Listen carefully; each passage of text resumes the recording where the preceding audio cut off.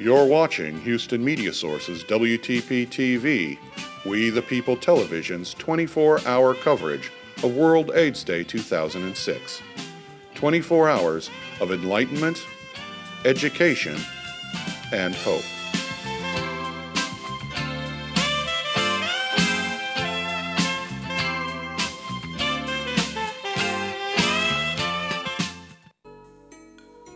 And of course, today is December the 1st, which is International AIDS Awareness Day. My name is Smiley. I'll be hosting this 3-hour program here and hoping to educate and make aware of what's currently going on in this world in HIV and AIDS.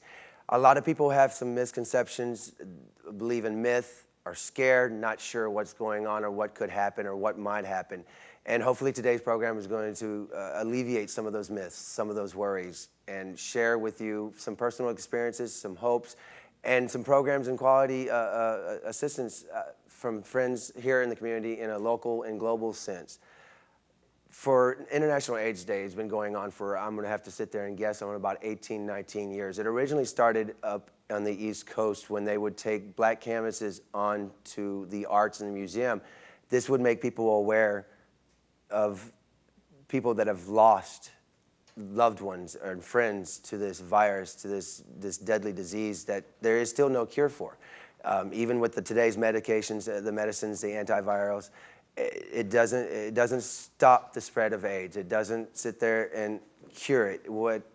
It just makes people live more longer. Of course, this is my first time ever doing a TV program, so what I'm doing is I'm going to be talking to Brent Pendelton. He's a prevention supervisor at the Montrose clinic for the first hour. I was able to walk around the city of Houston and talk to people and ask them questions of when the last time they've been tested. So we'll share with that, along with many others that's going to be joining here. Jimmy Carper, Judy Reeves, Anise Parker is going to be coming on today. We'll have the Muslims Professional Health Society, which is going to share the Pakistanians' point of view. And without any more delays, we can go ahead and introduce my first guest, which is Brent Pendelton, sitting to my left here. Brent, welcome to International AIDS Awareness Day. Now, you've come from a long road. You've been through a lot. You've had some experience, and just briefly, you want to start off on what made you to where you're at now? What started you on the...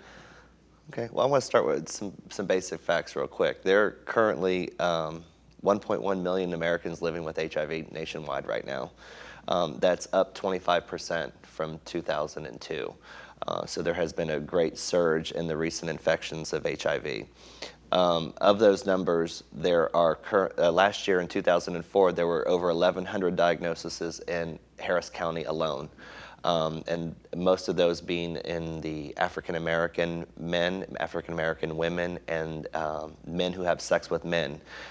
Those that do not choose to identify as gay or bisexual, and that also does include gay and bisexual men. So this isn't over. HIV's been around for a long time, and I think it's important that we recognize World AIDS Day, and thank you for having me here and other guests that you're going to be having. World AIDS Day is very special to me because I am HIV positive. And it did start as a recognition of a day without art, taking the beauty away from the art, so you can actually pay attention to the beauty in people that are HIV positive and living. And it is an art form sometimes to keep living. I was infected with HIV somewhere in late 2000 or early 2001, and I tested positive on May 28th of 2001 at the Montrose clinic. After a very, very long road of crystal meth addiction. Back and forth, in and out of recovery, in and out of 12-step meetings, a lot of sex, a lot of partners, not a lot of knowledge about HIV, not a lot of knowledge about how to protect myself, not a lot of information about how to talk to my partners about having safer sex or having a healthy relationship without drugs or alcohol or multiple sex partners. That's what led me to the Montrose clinic. Was I did have multiple sex partners. I had 7 years of active using of crystal methamphetamine. That was my drug of choice. I did dabble in other drugs. Luckily, they didn't like me. I didn't like them, but I found one that stuck. And that was the start to my road to hell. 7 years of active addiction was pretty rough. I had tested previously negative for HIV. I guess it just kind of caught up with me. I was virtually homeless, without a job, and it was 2 months prior to, a couple months prior to September 11th when I moved to Houston. Actually, when I did move to Houston, it was Tropical Storm Allison. So my house got flooded, my truck got flooded, and I got HIV all in one weekend. So it was pretty rough. The first thing I did, as I got out, I went out and I got high again because I wanted to mask those feelings and emotions. So after my recovery, being in recovery and working a little bit with the folks at the clinic who taught me how to have safer sex, how to take care of myself, how to take medications, get into medical care, go to the gym and feel good about yourself, I wanted to give back, and that's why I work at the clinic today. And before we continue with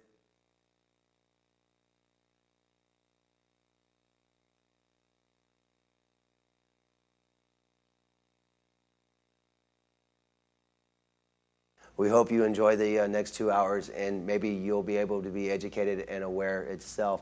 Brent, back to question on that crystal meth. You, in 1995, I read in your bio that you were actually interested, that you were introduced to it. Mm-hmm. And I mean, was it something that was just gradual, or was it just, I just instantly one night you went to a party, you did a little bit, and the next day, from that day on, it just was progressively worse? Mm-hmm. Or was it a gradual effect that you were able to do it recreational? I mean, this is just point out to some of the listeners and viewers out there, mm-hmm, that are watching right now, some of them that are doing crystal meth, that, mm-hmm, probably just did a line of crystal meth right now, mm-hmm, that are sitting here going, wait, I'm a crystal meth user. Mm-hmm. How did that road come up to? Where did that road lead into? Was it, I mean, can you share? Sure.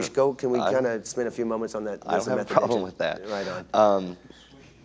I started using crystal meth at Gay Pride in 1995, and I had a boyfriend who was a bartender at a bar in the Midwest. So it was very convenient, even 10 years ago, to get crystal meth from a bartender. I'm not saying that all bartenders are dealing crystal meth. I'm just saying that this was what was happening in a very small town in the Midwest. I didn't know that my boyfriend was doing it. I just figured that they were supposed to stay at the bar until 5, 6, 7 o'clock in the morning. That's how long it took to clean up. And I was working a full-time job. I was in retail at that time. Was very busy, very hard-nosed professional, loved my job, loved my work. And we went to Gay Pride celebration, and it was at a park, and somebody gave me a bump. It's called a bump. And just basically said, here's this little line of this white powder, and I thought it was cocaine. I was like, well, I'd done coke before in Miami. It was no big deal, right? Right. I went through the roof, literally. I mean, it was unbelievable, and I don't want to glamorize the drug, but they always say you never forget your first bump, and I didn't. I really didn't. At first, I used it for social networking. I'm a pretty personable person, I think. I like to talk to people. But crystal meth took all that away from me over 7 years. I went from being very open and honest and very conversational with people to shutting down emotionally, physically. The road just got worse. And it just started with one bump at a party, like you said. And now some of these people have been addicted to crystal meth for years, for 13 years, for 20 years, for 5 years. Your addiction was only for 7 years. Mm-hmm. And out of that 7 years, you've now are the prevention supervisor at the Montrose, mm-hmm, clinic. Mm-hmm. That's kind of an interesting step. You marked, mm-hmm, that you're an activist now, mm-hmm, because of what you went through. Mm-hmm. Have you seen a lot of focus on this crystal meth epidemic that's is crystal meth not let's say a cause, but is it a substance on spreading of this disease? I mean, the label out there that majority of the meth users are prone to HIV, mm-hmm, or, mm-hmm, I mean, can you kind of make the connection there, yeah, for our listeners and viewers? And this just isn't only a gay white thing that a whole bunch of gay white men are out there doing crystal meth, okay? There are soccer moms in Kingwood, okay? There are women in Sugarland. There are businessmen downtown right now that are working in our offices. Politicians in Washington. Politicians in Washington that are at work right now as we speak, and they're probably high on crystal meth.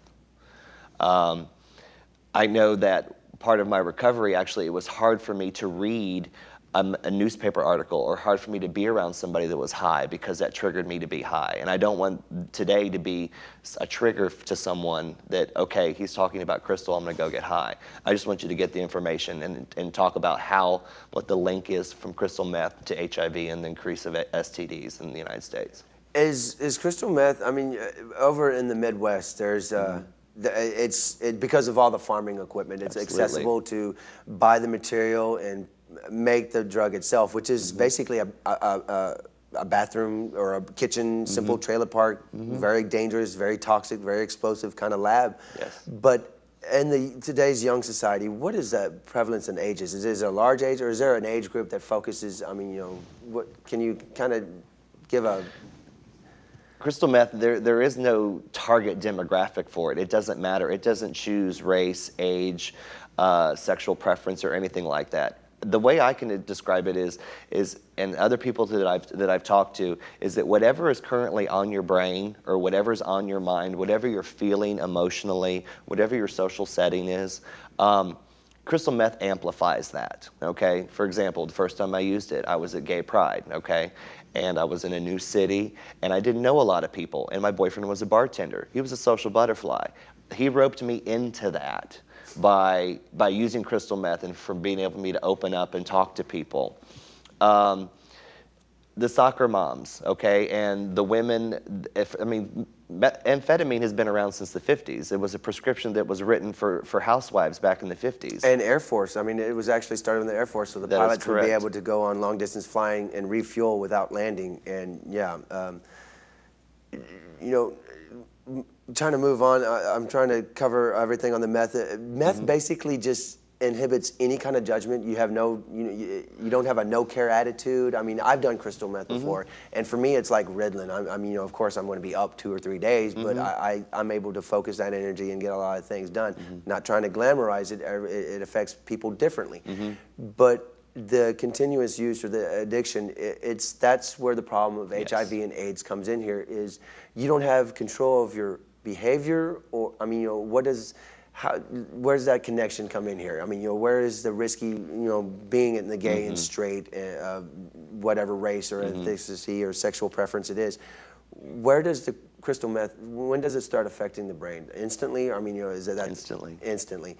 And so that's the problem. And you're being the prevention supervisor. How are you educating people that you can sit there and make them aware that doing crystal meth not necessarily will guarantee you HIV? And I don't say that either. And I'm not saying to anybody, I mean, I know people that do it recreationally, okay? They do it, just on the weekends. If they can handle it, good for them.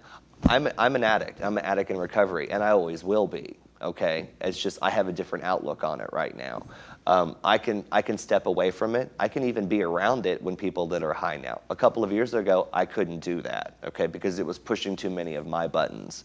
I know somebody who does, says I only do crystal meth on the weekends. Well, there's 52 weekends in a year.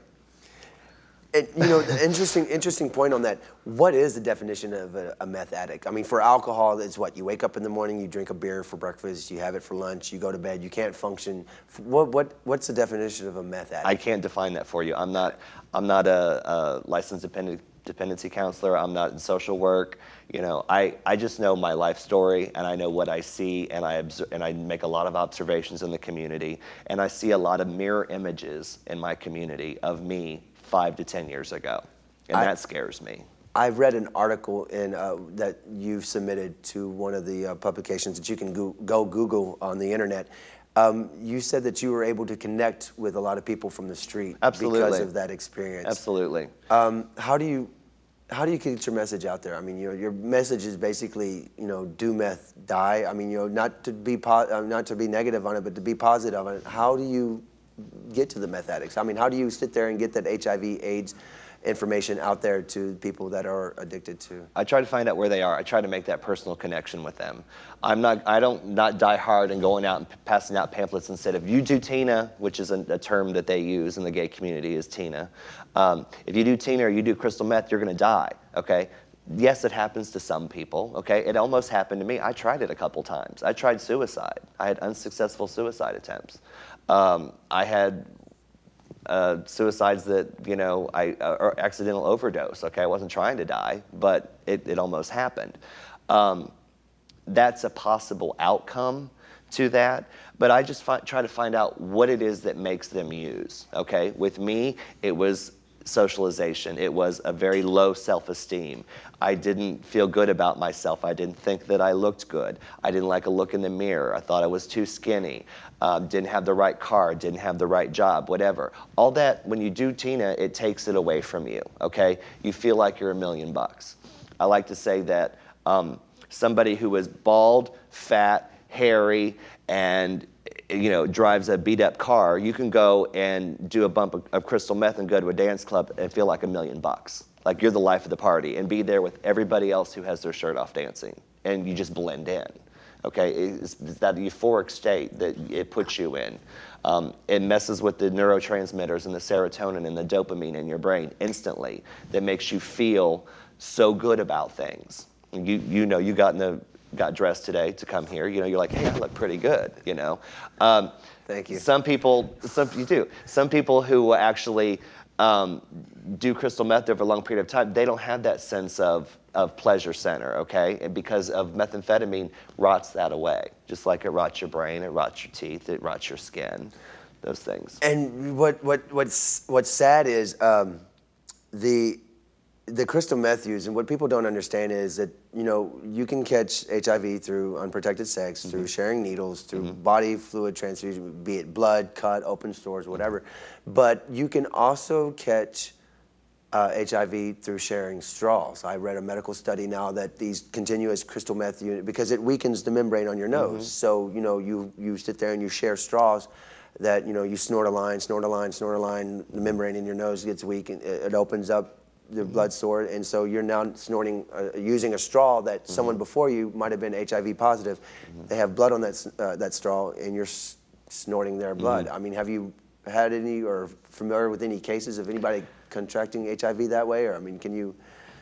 It's a possibility. There's a chance of it. Okay, there is blood involved. We're talking about the blood in your nose and then someone else sharing it. Most of the HIV infections that happen are when it's the behavior while they're high using crystal meth, okay? It's not so much, you could say that, all alcoholics are gonna catch HIV. That's not true. It's the ones that drink a lot that may pass out, or that may drink excessively to where they black out. To their behavior where they're drinking a lot is what's risky. Okay, the crystal meth use leads to risky sex because there is no dialogue. Folks are not using condoms. There's no discussion about, have you tested for HIV? Have you tested for syphilis? Do you have an STD? When I have sex with people, I throw that right out there. I'm HIV positive and I don't use crystal meth. There isn't a lot of self-disclosure about what people are doing to protect themselves and to protect our community, because I'm tired of having, people come into the clinic that are tore down, that are looking rough because they've been partying for a while and they don't know why. I'm tired of having people die. I have a friend that jumped off of a parking garage over a couple months ago, okay? Because he was high and he didn't want to live anymore. That depresses me. That doesn't keep me going strong. It's the behavior when you're high that is the riskiest part of it all. Is it the lack of drug prevention out there? Because we can walk down the city of Houston and see numerous of all types of prostitutes, male and female, that's their main goal, is to get the next trick so they can get high, and then maybe eat or take a shower later. You can almost go anywhere around town and see that. Is it the lack of funding for this drug prevention? What exactly is the problem bringing out awareness of these people, that this is a destructive recreational use? Do they not see it in themselves, that their teeth are falling out, that they're shallow, losing hair, they stink? What's the failed message? Does it really inhibit that much power? You said a couple things. They haven't showered. They stink. Their teeth are falling out. They're roaming the streets. You know, those are my friends. You know, those are the people that I like to talk to because I used to be one of those people. I came from there. Okay. And I get the biggest kick and the biggest charge talking to those folks. And it's not so much talking about what they're doing, the drugs that they're doing. Yes, there's a lack of drug prevention. But more importantly, I want to talk about the lack of HIV prevention, the funding for that. We need to have more funding to prevent HIV as well, not just funding, you know, the drug task force and things like that. You're not gonna fix one without the other. Okay, it's kind of like if you have 4 bald tires on your car. Okay, you're not just going to go buy 2. You're going to buy all 4. Correct. Okay? That makes sense. Yeah. Yeah, there is a lack of funding, and it hurts. So, what is the Montrose Clinic in itself? I mean, this is why you're here to educate the people here locally and around the world. What services do you provide? I mean, how do you say yourself? You're out there. You literally go out to the streets and you sit there and you pull them in. I mean, you don't force them, but no. I mean, awareness is very, very powerful.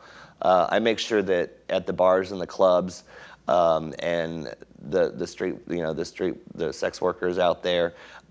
And the community knows where they can get tested. They can come to 215 Westheimer between the hours of 9 and 7 p.m. Monday through Thursday, or 9 to 5 on Friday, and come and get tested. And if they don't want to come to the clinic, because a lot of people have a stigma with going into a STD clinic or the HIV clinic to go and get tested, we also offer community-based testing as well at bars, at sex clubs, at bathhouses, adult bookstores. And is this citywide? Or I mean, is it like all over run? It's primarily, my programs are primarily run in the Montrose area.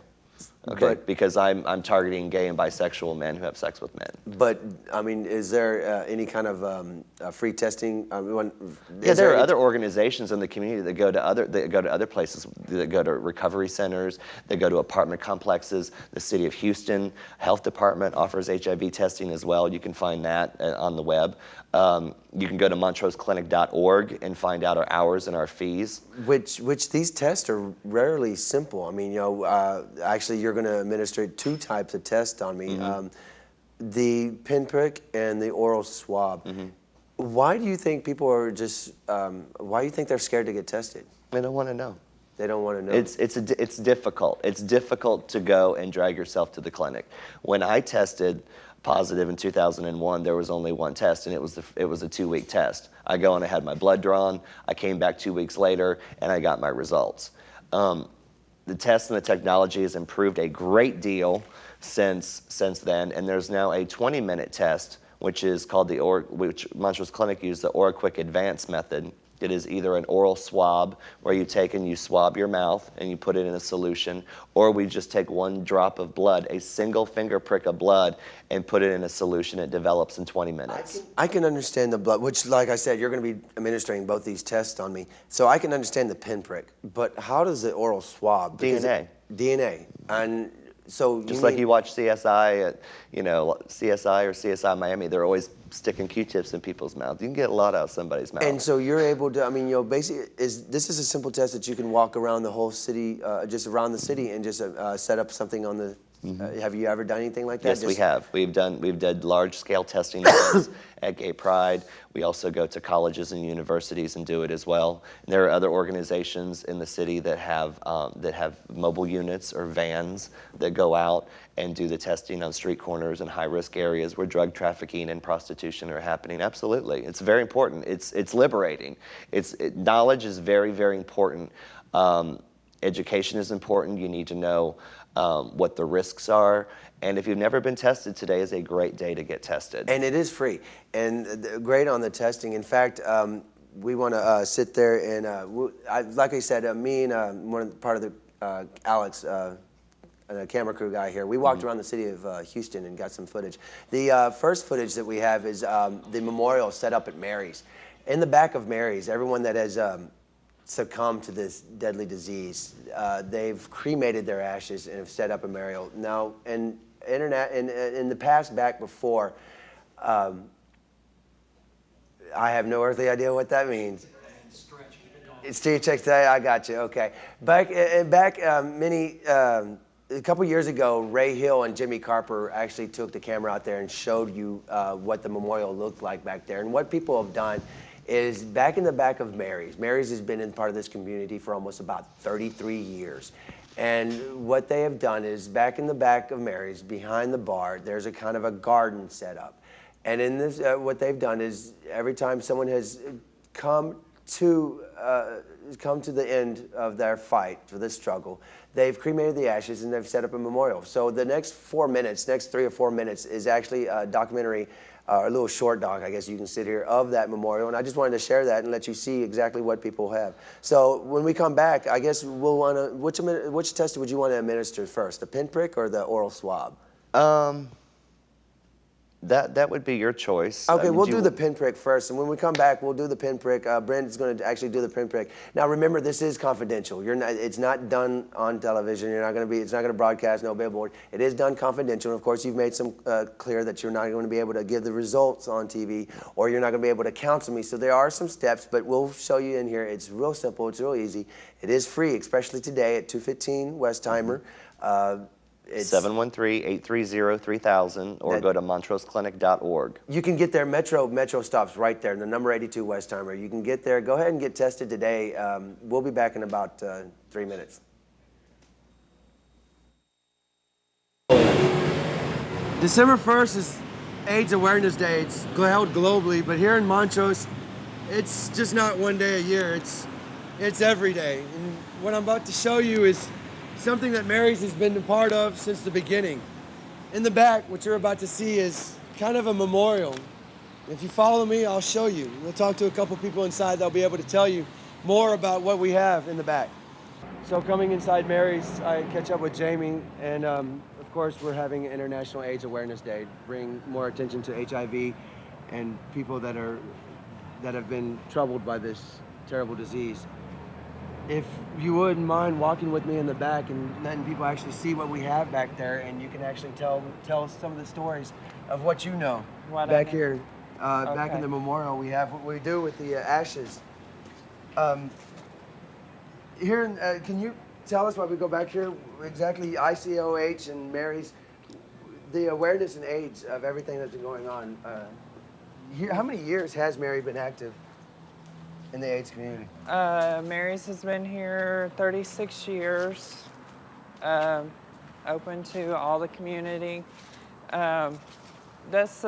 Everybody says this is their most tranquil spot to come out here, the garden here, which fall is time to redo it, work on it. A lot of people have memorial ashes scattered in the garden.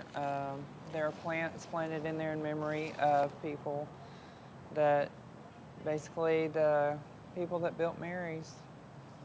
The people that have come to AIDS, full-blown AIDS, they've been, each tree that you see and plant has been planted to someone that's actually died. Wow. And they've been buried with their ashes in these trees. A couple years back, Ray Hill and Jimmy Carper pointed it out into a short film.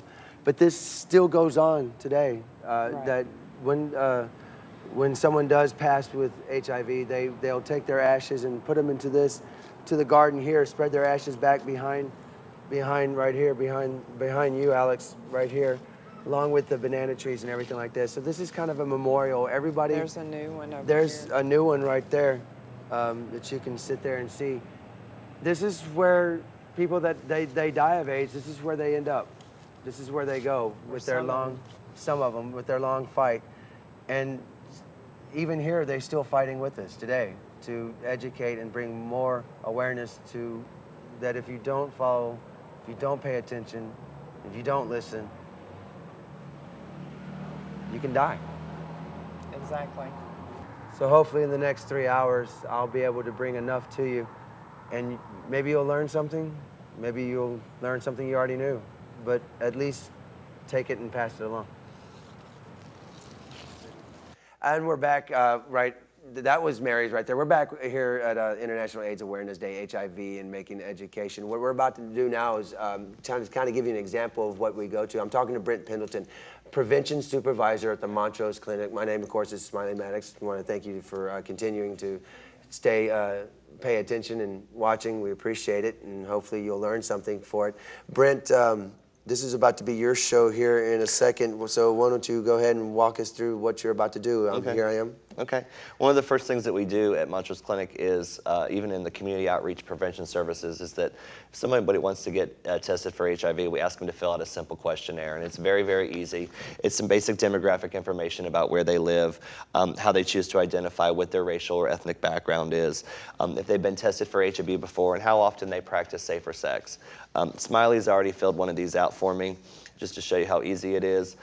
We ask you what type of sex that you have. If you have oral sex, you have anal sex, vaginal sex, if you're having sex with men or women, there are drugs involved. We also ask some other questions about if you ever had sex with somebody who is HIV positive, ever exchanged sex for drugs or money and things like that. And it's a private, one-on-one, confidential setting. I cannot publicly test and have a counseling session with you. I cannot give you results on air because Montrose Clinic is based on confidentiality and keeping everybody's business between the counselor and the client themselves. So it's very simple. It takes about 5 minutes to fill out this form. And then you also sign, when you're in with your counselor, you do sign a consent form, and then you get a results form as well, okay? So now the forms, very, like you said, it's confidential, it's not public, it's private, it's one-on-one. And so now that we've gotten all the paperwork done, it's me and you in a private setting. It's generally in a room where you know no one's around, so no one's going to hear the results, no one's going to hear the answers to my questions. What's next? What are we about to? Of course, I've done this before. So, but you know, for the listeners and viewers out there, I'm going to have to sit there and talk to it. I know people out there can see what's going on, but for the people that are listening now on KPFT, I'm going to actually talk. So you're putting gloves on, and you know, so go ahead and just... Normally what I talk about right now is I just talk about when was the last time you got tested. I talk about, ask you some questions like what type of sex do you have? One of the misconceptions, especially with youth right now, African American and Latino youth, they don't consider oral sex and they don't consider anal sex as sex unless they're having vaginal sex. So those types of sexual contact is considered sex. So we talk about your risk. We talk about if you talk to your partners about HIV, if you use condoms regularly, those types of things. So you're opening up a package, a kind of a full package that has Oral Quick Advance on it. Who came up with it? I mean, you know, how accurate is this test? I mean, this is 99.8% accurate. That is the accuracy rate on this test. So it's only a 0.2% chance that it would be either a false negative or a false positive. And we always do confirmatory testing as well. No. This is basically testing you for the antibody that causes the HIV virus. And then if this comes back reactive, what we do is we will do a confirmatory test to actually, that goes in and looks for the virus itself. Okay, so you just opened up a vial container of liquid. That is the solution, the testing solution that actually activates it. Activates it. So, okay, so now we've opened up a package, and what do we do next? Clients have two choices. It's up to them. This is the Oral Quick Advance, which actually will do either an oral swab or a finger prick. You have the option of taking this paddle right here and actually putting between your gum and your mouth, like that, and then I stick it in the solution. Or I would take I would prick your finger and take a drop of your blood and put it in the testing solution, and in 20 minutes you'd have a result. People can actually see how easy that is. You know, I mean, can someone buy this over the counter? I mean, no. It's currently not available for FDA use. Is there any over-the-counter at-home AIDS test? I mean, I've vaguely heard some rumors about that. Is there anything like over-the-counter someone can buy? You can buy the home testing kits. The only thing is you have to send it away for testing, and then they send you your results or you call back. Well, I can't stress the importance of how important it is to actually speak with a counselor, okay? Having that one-on-one conversation with a specialist, risk reduction specialist, a trained HIV provider who can actually talk about your risks, get you to open up a little bit and to ask some questions that you may be afraid to ask. That is the most valuable part of testing, is the counseling session. It's not just the 20-minute in and out. So now we've got. You want to do the finger prick? Yeah, we're going to do the finger prick because the oral is very simple. The oral All is very you do simple. is It's put like it brushing here, your teeth in there, and it's done. and yeah, inside the container. But the pinpricks, people are. I mean, this is something that's now both are just as accurate, but we'll actually show that the pinprick is not painful at all. It's Not so painful you're at all. swabbing. You're swabbing. I'm swabbing your finger right now with alcohol, with alcohol to make sure it's clean. I'm going to put one of these sterile lancets on a lancet gun right here. Make sure you see it's sterile. Yeah, it's sterile, and a little needle comes out. Well, not yet. Not yet. I got to take off my little safety cap. Okay. And then what I'm going to do is I'm just going to press a little bit here on your fingertip, and I'm going to take my testing lancet right here. And that was it. That was it. And I mean, it felt like you rub your feet across the carpet and you touch a doorknob, little spark. That wasn't even it. And just hold that right there. What I'm going to do now is I'm going to take this collection loop and I'm going to actually collect the little drop of blood that I have in your finger. Right there. I mean, that's not even a, and that right there is just enough. So you barely just swab it with a kind of a plastic That's all loop. I have. That's it. I'm going to drop it in there. Drop it in there. Stir it up. Throw that away. I'm going to take care of your finger first. And I mean, that was just less than a minute. Yeah. And so now the results will come back in about 20 minutes. I got to put the paddle in first. You got to. Yeah, I haven't put the paddle in first. I first want to take care of the blood on your finger. I'm wearing gloves, so there's no risk or anything like that involved to protect you and to protect me. And now I have a nice little Band-Aid on my middle finger. Okay, throw that away. And now I'm going to take the testing paddle, and I'm going to put that in there, and it's going to cook. We call it cooking. It's going to cook for 20 minutes. Okay, so we're going to have that right there, and it just sits there for about 20 minutes. The chemical works, and I mean, that's how easy it is. On a regular basis out there, how many times I can sit down? Oh, don't forget your condoms and don't forget your lube too. Oh, that's very important. Thank you. I'm gonna use these. Well, I'm gonna use the lube tonight. I don't know about the. And there's some brochures on HIV and on the test that you actually took as well. These are you pass these out with everybody. The STD facts, sexual transmitted diseases, the Oral Quick Advance. This is the information that we just went through, and then HIV facts. So very informative, very shareful. I'm going to stick that with the rest of my paperwork.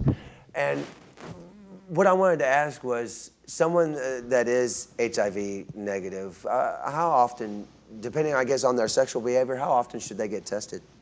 Well, it's funny that you say that, for somebody who's HIV negative, a lot of people claim that they're HIV negative. A lot of people talk about that, but they don't know unless they test. Just because you were HIV negative a year ago doesn't necessarily mean that you're HIV negative now as well. I suggest people that are sexually active get tested every 6 months, and if their activity is even more increased, I would say every 3 months. Maybe have multiple partners, maybe starting a new relationship, maybe ending a relationship. I've been living in this community for a while, and I've had a lot of friends that have been experiencing this damn thing that I've been labeling. That's what I've been saying, this damn thing. I read some facts on it. It can actually lay dormant for a while. I mean, it can stay in an inactive state and not be recognized. Well, that's the time that you actually you become exposed to the virus, but you may not test positive. Can you explain that? I mean, if you were to have sex with someone who is HIV positive, you're exposing yourself to HIV, but you may or may not contract the virus depending on your behavior. Okay. And then let's say that you do get infected, okay? There's a time period where your body actually is building antibodies against the virus. It's called a seroconversion, okay? And that's when you are fighting off the virus, and some people get very, very sick. Some people have no symptoms at all. Some of the symptoms may be a cough, a flu-like symptoms, a body rash, night sweats, those types of things. Some people have none of those symptoms whatsoever. So that's not necessarily being dormant. A lot of people also think that if you're undetectable, meaning if you're HIV positive and your viral load is low, that you cannot transmit the virus, and that is false as well. With the medication that's out there, does the Montrose Clinic offer any kind of classes or any kind of programs that people can go in there and they can learn? I mean, is there that is available, and they can find that out Absolutely. at the website? MontroseClinic.org or call 713-830-3000. It's called Next Step. And every client who tests positive in our clinic is suggested and heavily recruited to attend Next Step, which is an early intervention course with other individuals who just got diagnosed with HIV as well.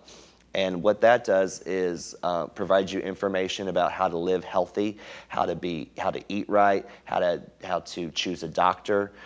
When Next Step first came around, we were giving information on how to choose a funeral parlor, how to tell your parents, and that's how much HIV has evolved. People are living much longer, much more productive lives now.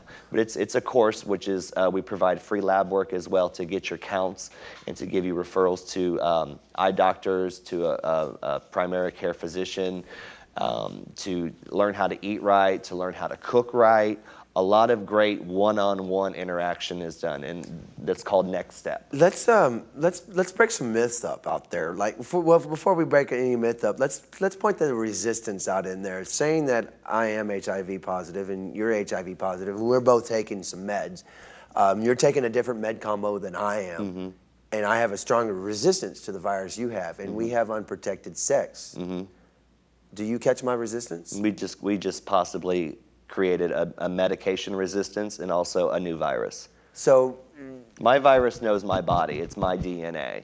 And if you were HIV positive, your virus would know your body as well, and it's your DNA. When the two come together, it's like creating a new virus. It's one of the fastest evolving known organisms. It's very smart. Very, and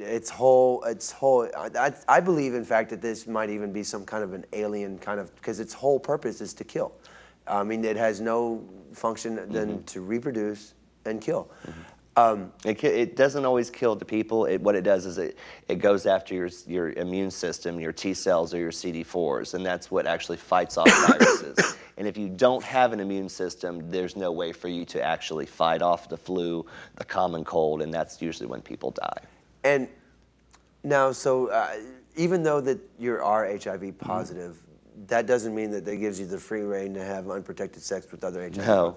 So, I mean, a lot of people think I have a lot of sex, and I really don't. As well as good looking as you are, I find that hard to believe.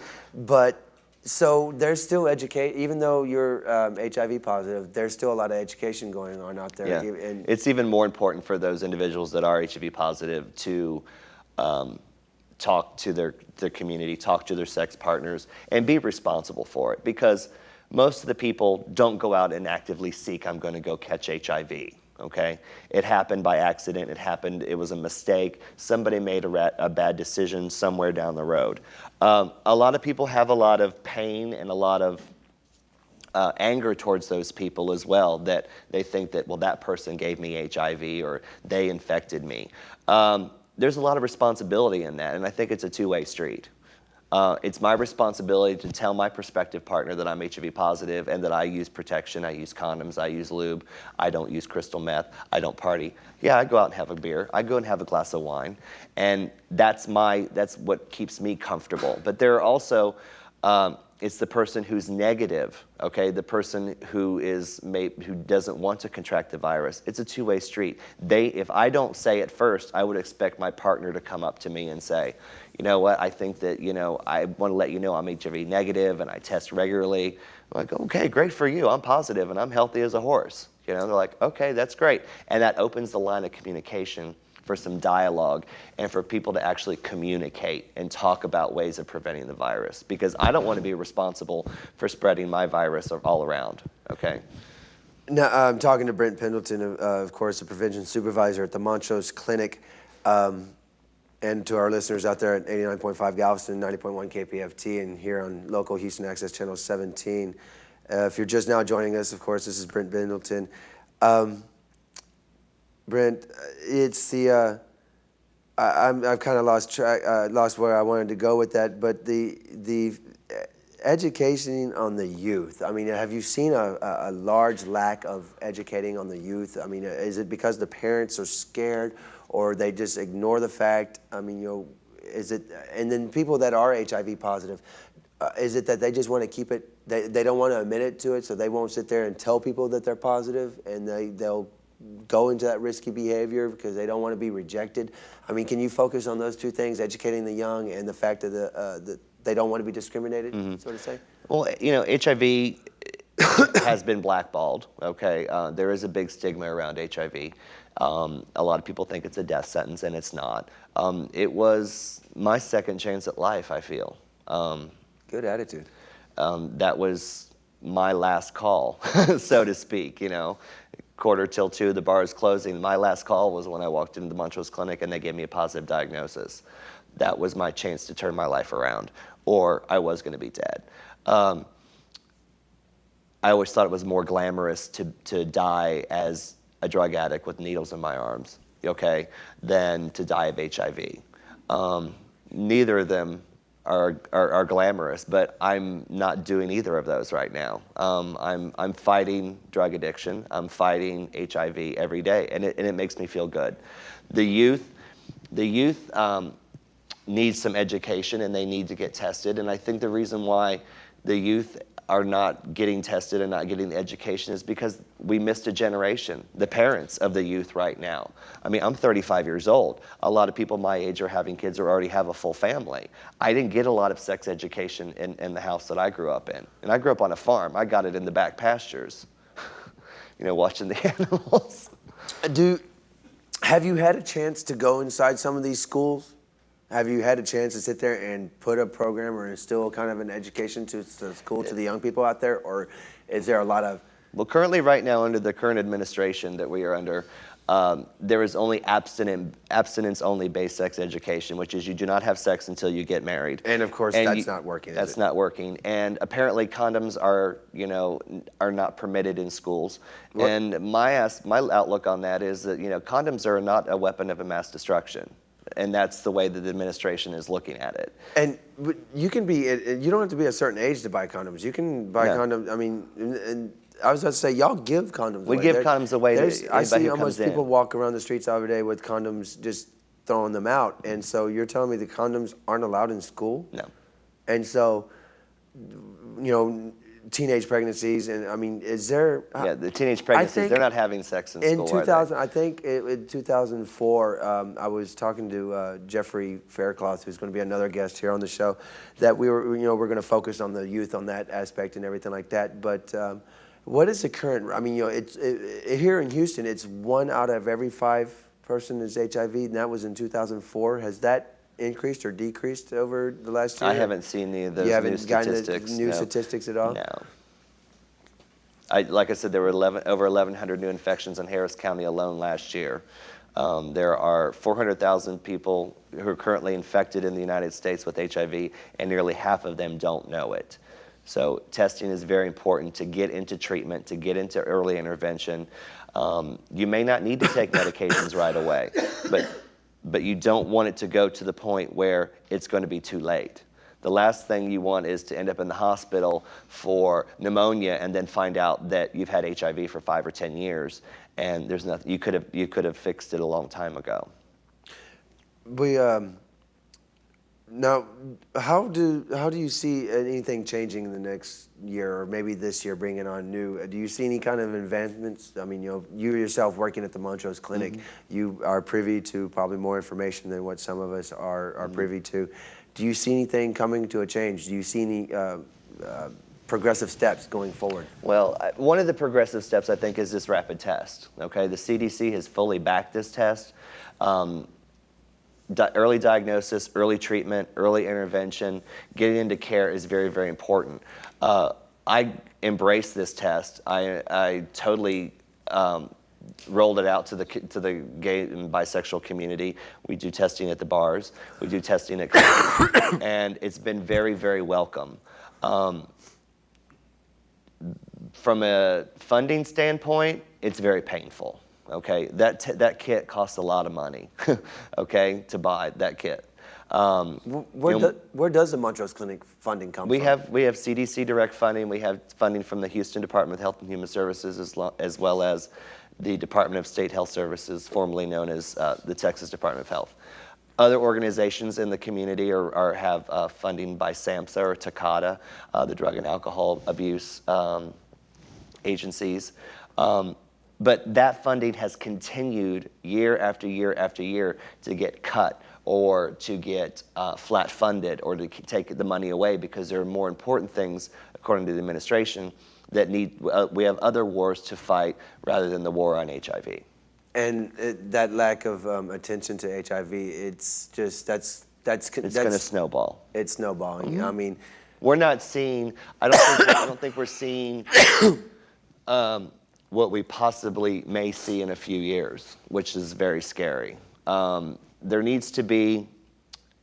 We rely a lot on donors. We do. We rely a lot on foundations and donors that come in and say, "You guys do a great job. I'm going to write you a check because you made me feel so good." You know, that's very, very important. I think a lot of the organizations that are going to be featured today on the program really do need those private donors, those corporate donors, the people that can write a check for $10 or $15, the corporations that are affected or that are affected by those that are HIV positive. And like I said, they're all over. And you know, I feel so honored to be actually able to sit here and have this conversation with you. I mean, you know, I think I personally have a stronger bond with you now. I see this I'm as just a guy with HIV. No, I don't see it like that. I mean, what I've learned from you so much is a lot more than what I've read and everything like that. And I like the personal touch that you've put on it. Thank you. Well, thank you. What once again, I lose track of where I wanted to go, but for people that, I'm back on track now, the people that necessarily don't live in Montrose, you know, they live up in Kingwood or Spring or Huntsville or Texas, where can they go? I mean, do you have a suggestion or idea for them? I mean, someone that's not in the Montrose area but need. And then I have another follow-up question. You can just get on Google, just go to a website and put in your city and put HIV testing. There are a lot of private clinics that offer them. I would suggest you go somewhere where you feel very comfortable, though. We have people, you said, Kingwood and Spring and Matagorda. We have people that travel an hour and a half to come to Montrose Clinic to get tested because they know it's confidential, they know we're not going to talk about their business, and they know that they trust our staff. And that's what I take a lot of pride in. Now, in coming up to the end of the first segment, when someone has come in and they are getting tested for the first time or getting, they're regular tested or what you might have, when you're doing that one-on-one counseling, can we discuss exactly what that counseling is offering? I mean, when you sit there and you're about to tell someone that they're HIV positive, I mean, how are you about to handle it? What steps, what are you looking for? I mean, what are their reactions? How was your reaction? Better yet, let's go focus on that. How was your reaction the day you found out that you were positive? I was shocked. I mean, I was. I knew what I had done. I knew what my behaviors were. I knew the drugs I'd done. I knew the sex I'd had. I knew my business. But you can't say that you weren't shocked about it. I was very shocked. I kind of expected it. I knew it was maybe going to catch up with me sooner or later, but I didn't expect it at that point. At first, I was shocked. Then I was full of rage. I was very, very angry. Angry at my possible partners that could have infected me, angry with myself for allowing it to happen. I was 30 years old when I was diagnosed. That's, my life was just supposed to be starting. And then I'm empowered. Now I've changed that around, and the anger is gone, the shock is gone. At acceptance, you've come to. I accept it, absolutely. It's it's a bitter pill to swallow, but maybe I'm supposed to be here for a reason. What about, do you see a high depression rate? Do you see a lot of, yes. Depression is very high in those that are HIV positive, Do you, and even in the gay and bisexual community as well. do you know the statistics of suicide rate? I mean, is there a high suicide rate at HIV positive? I don't pay attention to that because that's kind of negative to me. Do you? But I mean, I know people that are crystal meth addicts that are friends of mine that I've played pool with that have jumped off of parking garages, but yes. Well, see, I mean, I don't want to focus on the negative. I just want to sit there and emphasize that you are out there to help, that you're out there to support, that you have professionals that will openly discuss with them, share with them. I mean, show them that there are assistance programs to help them cost for the medical, which is very expensive. The medications and pills. Very expensive. And taking the antiviral combos, I mean, there's tremendous side effects, which we'll have a guest, Jimmy Carper, will go through, I guess, on some of that. But if there's, coming down to the first hour, is there, what message, just let you have it for about 5 minutes, just what message would you want to get out there? What's the positive point that you want to make sure people understand, that they hear and see you share? If you want to go ahead and... Well, one thing I always ask people when they come into my office and I'm talking to them, I don't ask them what they know about HIV. I ask them what they've heard about HIV because of the misconceptions and because of the stigma and the wrong information out there. I'll also give them, I'll let them ask questions about me. A lot of people do come in and they've seen me or they've seen my staff in the community and they want to talk about their drug use or they want to talk about their sex partners and things like that. The most important thing is just to get the education. Knowledge is very, very powerful, and to get tested. And if you're afraid to get tested, go with a friend, take a boyfriend, take a girlfriend, refer a friend. If you're afraid to do it yourself, go knock on a neighbor's door, or call somebody at work and say, hey, I want to go get tested after work. Will you go with me? Because there is strength in numbers. It's even proven with the HIV positive community is growing, but we're living longer. The medications are keeping us alive longer. We're thinking more positively, and there is strength in numbers. And I challenge those that are HIV positive to disclose their status to their partners, to disclose it to anybody that you can, because you're going to feel a tremendous weight off your shoulders. And I'm not going to be part of spreading this virus. I'm going to be part, hopefully, of finding a cure to this virus, and I want to be around for that. But right now, I fight the fight daily. I take my meds. I talk about safer sex, and I love my job, and that's what keeps me alive.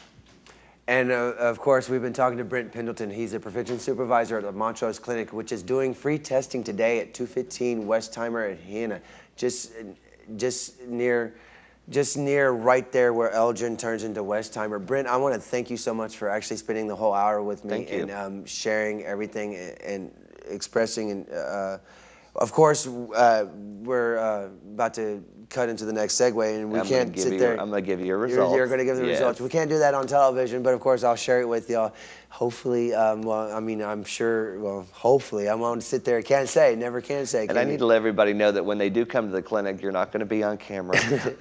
You are going to be in a confidential office. It's a one-on-one setting with a risk reduction specialist. They are certified counselors. They'll talk to you about your risk. Please come to the clinic.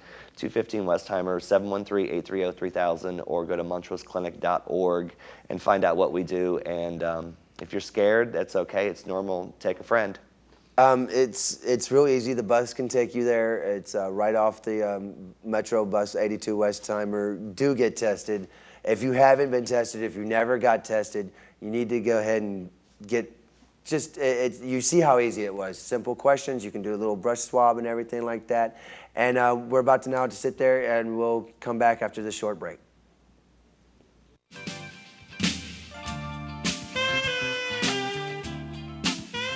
You're watching Houston MediaSource's WTP-TV, We the People Television's 24-hour coverage of World AIDS Day 2006. 24 hours of enlightenment, education, and hope.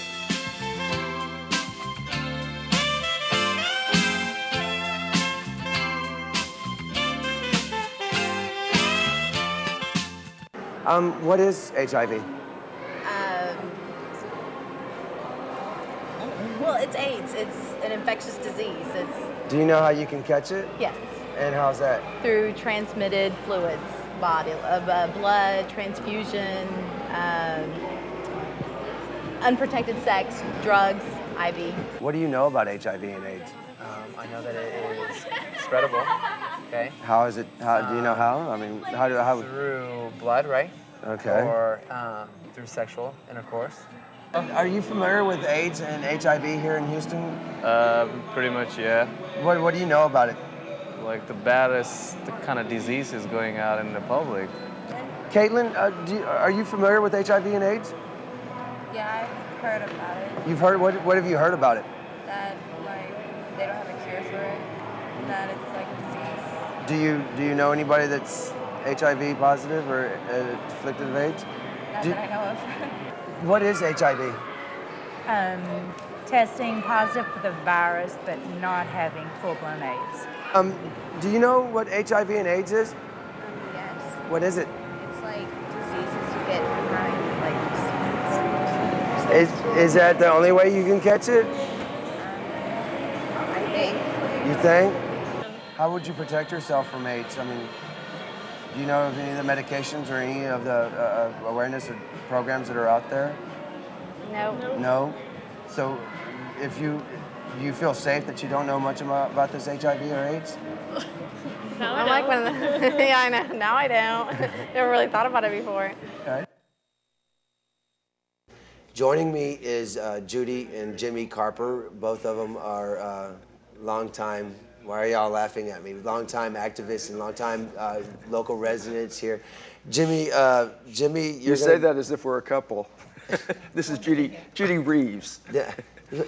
And Jimmy Carper. And that's okay. it works. Jimmy Carper, of course. Judy, I would love to hear from your angle and your point of view and everything like that. I understand that you've, yes, she wanted to sit there. She was going to sit there and go, no, I'm here for moral support. I am.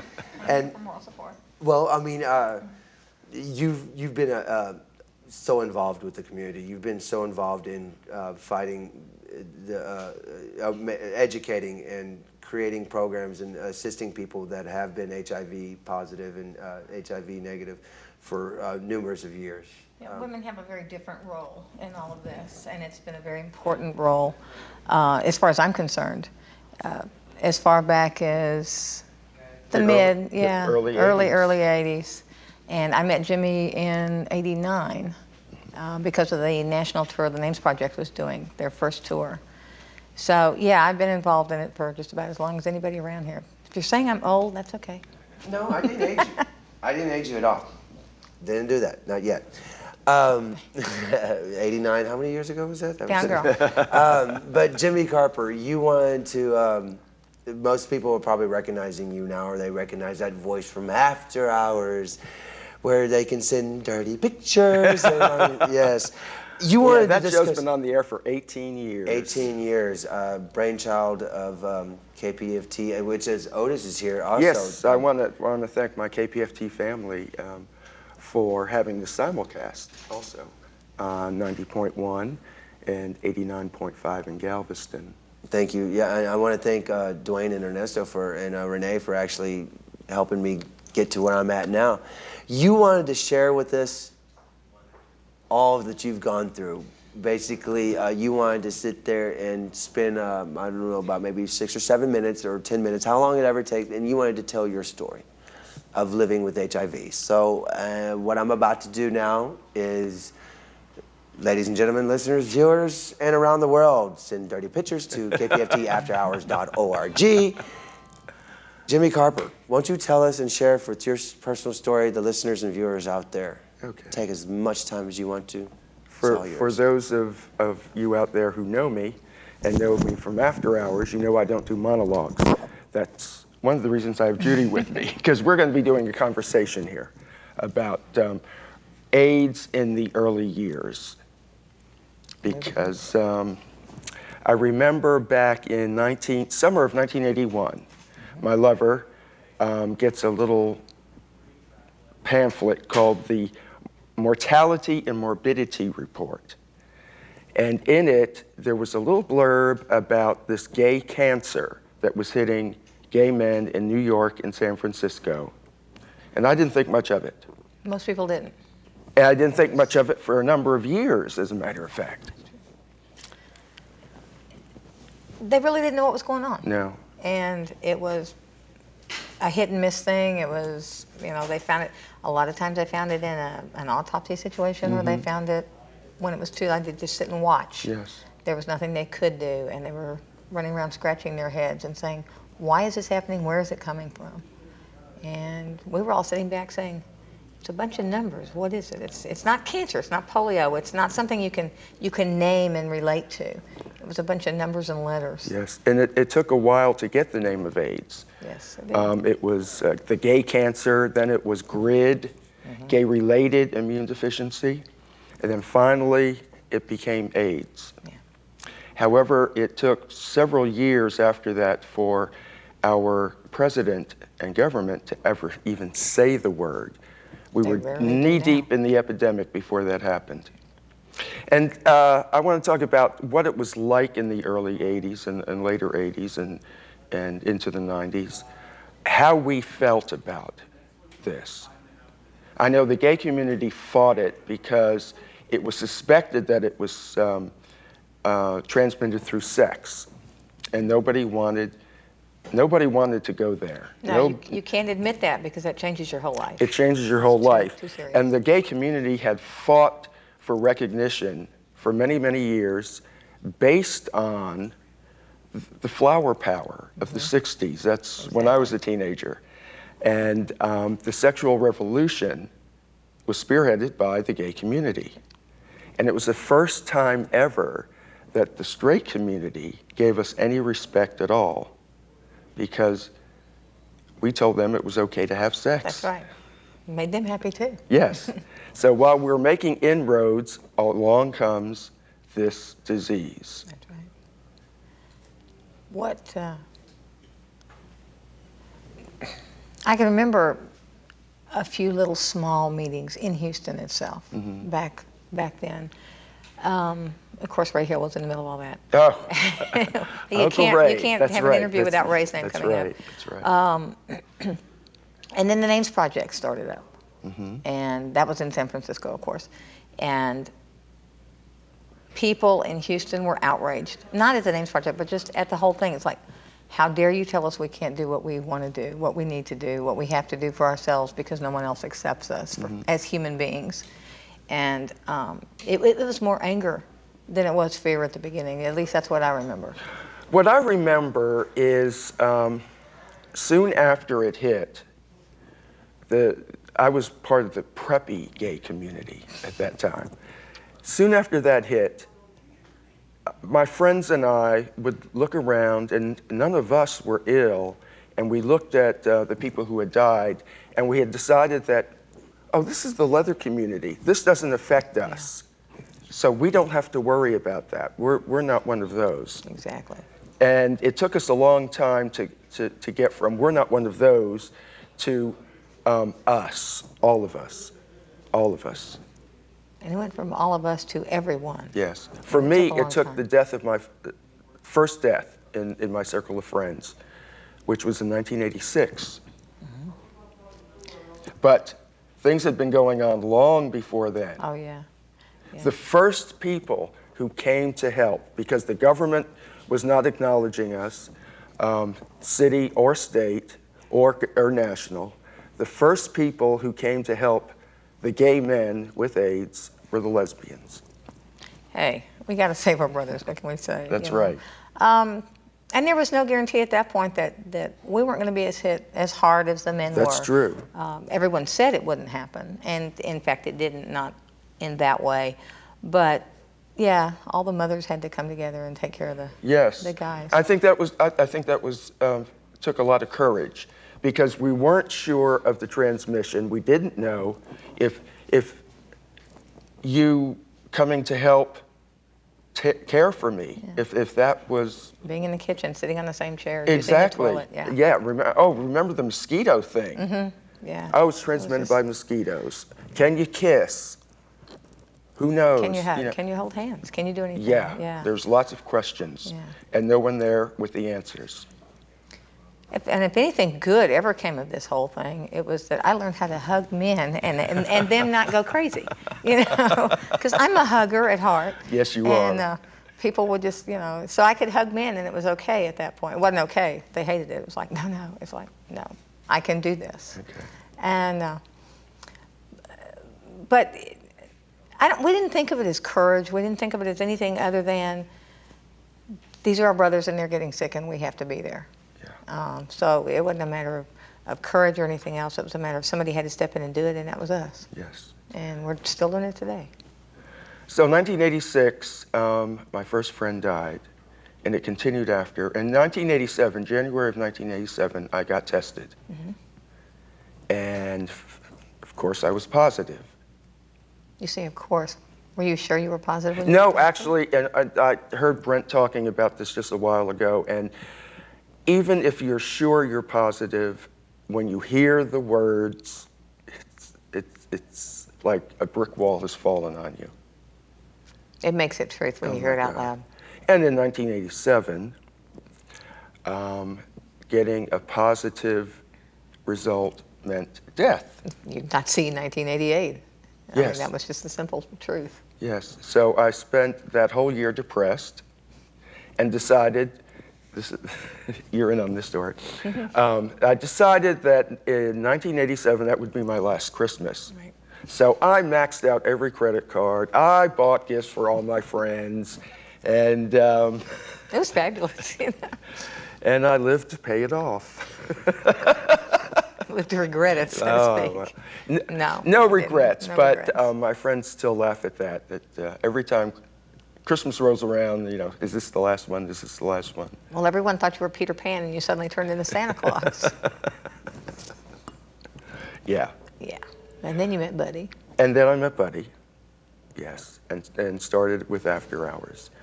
But even before that, I was interested in the community. I started with the Gay and Lesbian Switchboard. And started getting involved because I could. I had nothing to lose. This was the 80s. This was the era that if you were a single man and lived in zip code 77006, you could not get health insurance. This was an era, that when you went for a job interview, if you were a single man, they gave you a blood test, but they didn't do it with anyone else. This is an era when guts and ACT UP. That's right, and that's where I put my energy. I went right to ACT UP, and I remember all of those. I remember Brian Bradley chaining himself to the freezer at Randall's. I remember marching into black neighborhoods and saying, recognize this disease because it's coming your way, and we were met with deafening silence. It's not white gay men, that's right. No. But I joined ACT UP because I had nothing to lose. It didn't matter to me that people knew I was HIV, and that was an era when everyone who was HIV positive was closeted about it. You had to be. You had to be. It was the only way you could, it's the only way you could walk up the street safely. That's right. And we targeted a lot of the insurance companies. Yes, we did. The drug companies, everybody. Yes, we did. ACT UP was screaming to get everybody's attention to this disease. And then once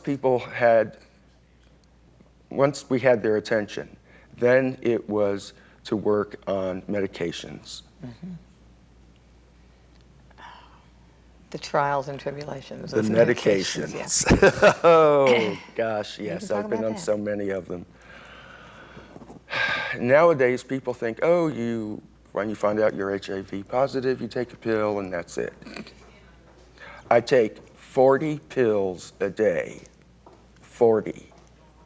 Some of them are for HIV. Some of them are other things to help build my immune system. And others I take because of the side effects of the medications for HIV, so I'm taking pills to counteract those side effects. Now, you say you take 40 pills a day. That means you get up in the morning, you get a cup of coffee, and you put 40 pills in your mouth? No. No. No, What it's do you do? throughout the day. And how is it? The bulk is in the morning and night, and then some throughout the day. Some with meals, some without. That's certain right. times. Some with meals, some without. Like a walking calendar. You have to be. You have to be. And is it important that you take them that way? I mean, you can't just pop 40 in your mouth. You have to take them a certain way. Oh, absolutely. Because these pills have to be in your bloodstream, a steady flow. So that's why you take them in the morning, you take them at night. So you don't just to keep live that with the going. disease, it runs your life. It literally runs your I life. try not to let it, but yes, it does run my life. It doesn't ruin your life. It just runs your life. I also remember 1996 because that's when my T cells were 87. 87. Naturally, in a healthy person, the T cells are anywhere from 500 to 1200. I had 87. And a diagnosis of AIDS, one of the diagnoses of AIDS is when your T cells fall below 200. At 87, I had realized that I was going to die. I was moving into a new apartment because this was the place where I wanted to go, where I was going to die. It was peaceful. And then along came protease inhibitors. Better drugs. And then I had to fight this whole way of thinking, of dying, and realize that I was going to live. I was going to see my 50th birthday. I was going to see the year 2000. And I was determined you were going to see both. That's right. You were right there by my Exactly. side. That's where I belong. Yeah. We're not joined at the hip, but I guess we're buds. Yeah. Yeah. Well, you go through the thick of it with me too. I mean, I had my ups and downs and my funerals and my buddies and my, That's and right. you went through all that with me. And that had to be really hard for you, and because at the time I was so wound up in the things I was doing and the protests and the buddies and so on, and losing people right and left. And whereas I knew where you stood in all of this, I would still lean on you and you would still be there for me. Yes, thank you. I do remember, well, it's a little difficult to face right now, but 20 years ago, I had a close circle of friends. Today, I am the only one left. Yeah, there's a bit of survivor's guilt. Like, why not them? Why not one of them? Why me? But I'm here. Because you're determined and you need to be here. Yes, and one of the things that really helped, and I want to bring this up because I don't want people to forget, is the Names Project. And you were one of the people who was in on the beginning for the Names Project Houston. Yes, actually, That's right. There were technically three of us. There were two of us who started the chapter in Houston, Larry Replogle and myself. In fact, the original charter's in my name. Yes. My other name, actually, Oh, not okay. Reeves, it's in my other name. And we handled that for quite a while. We started the chapter here after the first national tour. And Larry started getting sicker. He was not really strong when the Names Project came here originally. Mm-hmm. And he really had to drop out. He had to just back off a little bit, which is one of the first symptoms you recognize, or at least we as helpers recognized so quickly, is that, okay, they're backing off. If he's backing off, there's a reason, and usually the reason is they don't want any friends around them. They want to back off so that when they die alone, and nobody's going to grieve for them. Boy, is that wrong. Hello. But I know, but I can understand that thinking. Absolutely, I understand it You as don't, well. you don't want to hurt or put more hurt on the people you love. Yeah, and I understand it. I just refuse to comply with it. You can't get rid of me once I'm there. But Larry had to back off, and as a consequence, about 2 years later, I did too. I had some major burnout, and that's one of the things people don't talk about is the helpers and the buddies, the lesbians, and others. You do suffer the bisexuals from burnout. and the transgenders. Let's Yes, not forget don't forget them. Because they're part of us. But you get to a certain point. For those out there who have no idea what the Names Project is. Oh my goodness. Yes. It's hard to believe there are people who do not know what the Names Project is. The Names Project was started in San Francisco, and I know I'm going to forget names. I can't do this. And it actually, the first panel was on a brick wall. What, a panel? You know? What's a panel? Well, a panel is, okay, smart. It's a quilt. That's what's a quilt. Okay. A panel is a 4x6. 3x6. 3x6, okay. Swatch of material on which. Because that is the size of a coffin. That's the size of a coffin. Yes. Okay. See, I knew you'd do this better than me. On which you can do anything you want for decoration or for remembrance of someone who has died from AIDS or AIDS-related causes. Groups of organizations made panels for people in their organizations. These panels are sewn together in large squares. They're 36. Yeah, 36 panels. And they actually traveled. They did a national tour. There are pictures of it on the mall in Washington. And today, that quilt wouldn't fit on the mall in Washington. What traveled were sections of the quilt because they couldn't travel, the entire quilt couldn't. And I think it would take more than what a legal train of boxcars could carry at this point. So they don't travel with it anymore. It's in various and sundry places. In fact, it's moved its headquarters. But this quilt made a national tour, and it came to Houston in 88, I'm sorry. That's right. And I was the volunteer coordinator on the executive committee. Yes. 586 volunteers. And I have to say this, I'm going to brag a bit, okay? Okay. Okay. We did it at the George R. Brown Convention Center. Yes, we did.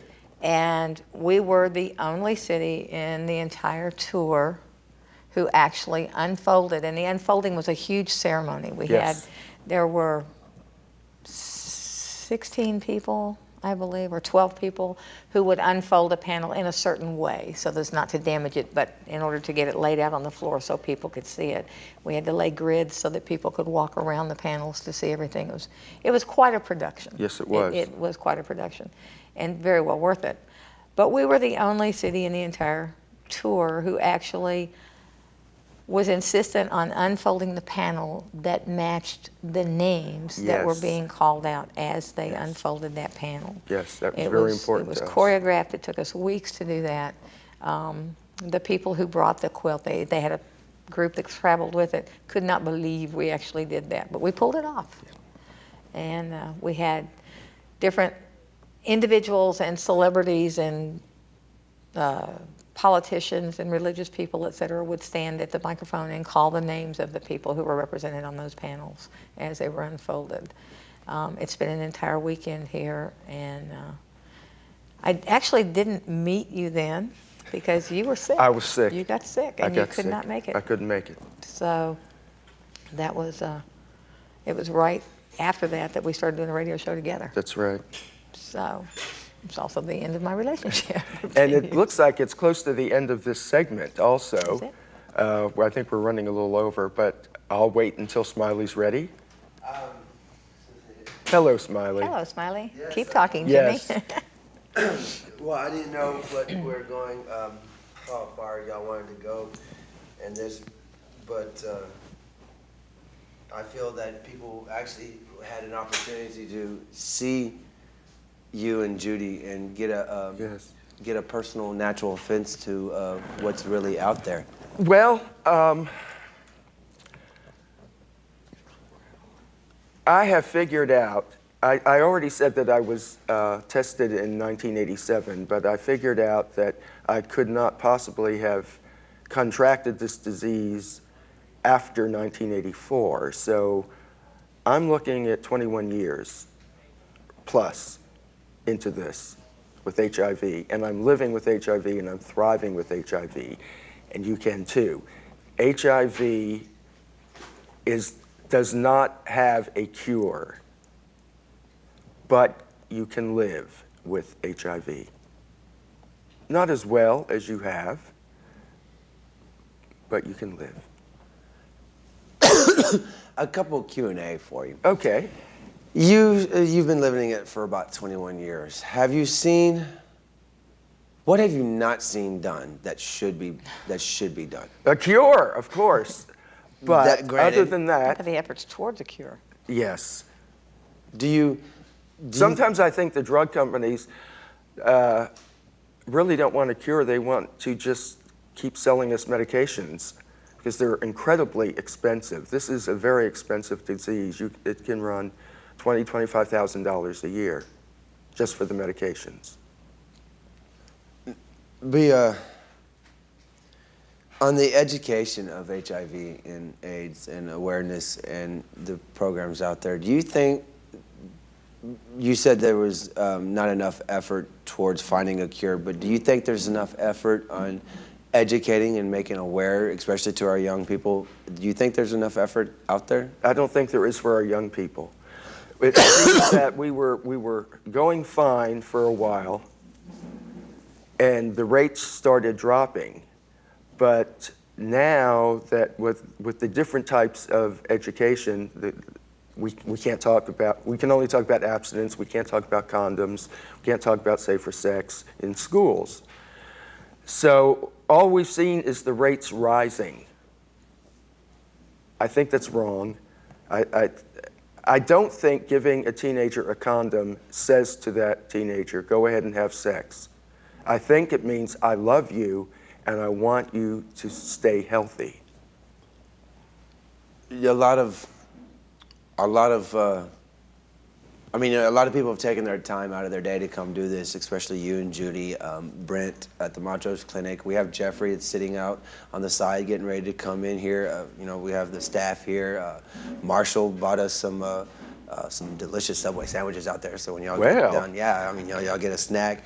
But what do you think people can do more of out there that are watching, that are listening on 90.1 KPFT? What do you think they can do maybe different, maybe just one thing a month, maybe one thing a year? What could they do different to assist or help out or progress this fight against this virus? Do you think there's something they can do, become a volunteer, or, They can write a letter to their congressman or woman.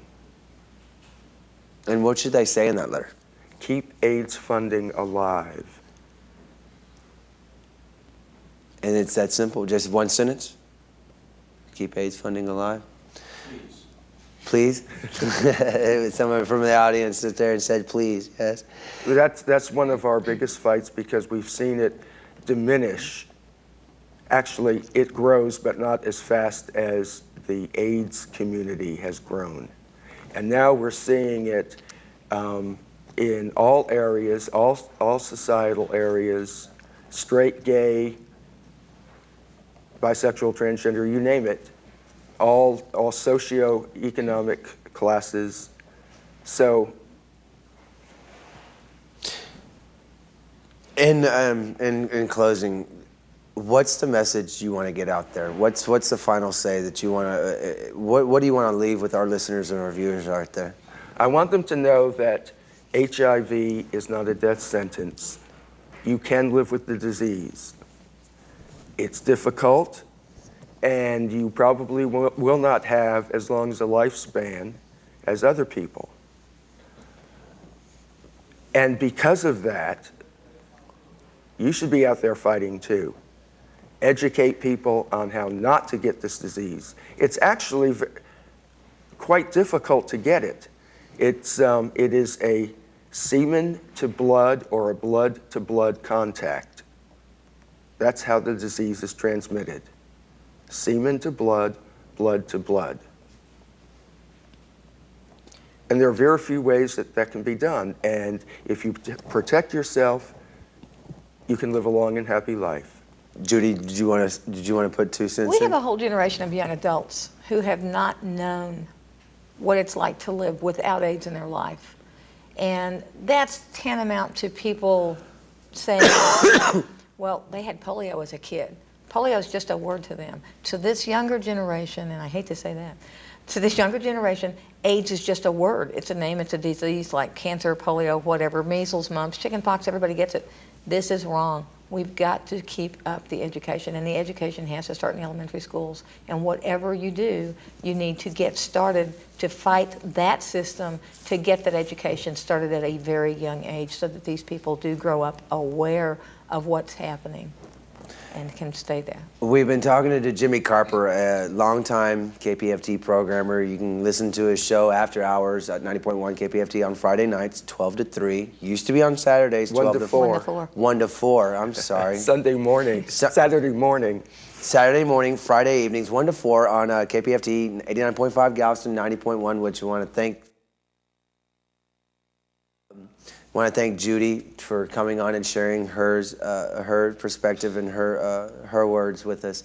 And hopefully you've taken something from that. I know that a lot of people out there, you're going to have to know, don't get comfortable with this. Because of the medication out there, because of the drug combos, it's not a free ticket to go out there and be risky. It's not a free ride to sit there and participate in all that activity. And you were able to talk to Brent Pendelton, and you heard about the meth story. That doesn't sit there not getting tested and not knowing is not the right way to do it. If you haven't gotten tested, get tested. And I mean, hopefully you talk to Jimmy that, you know, you can live a normal life. It might be a little struggle for you, it might be a little harder, but don't get comfortable. It's going to be a continuing fight, even for people that do not have HIV or AIDS. Don't think that you're not immune to it. You're still at risk. And because you don't have it, don't think that it doesn't affect you. It does affect you. Jimmy, Brent, and everybody else there, they live with us. They're our neighbors, they're our friends. We work with them, we talk to them. And hopefully you'll be able to take something.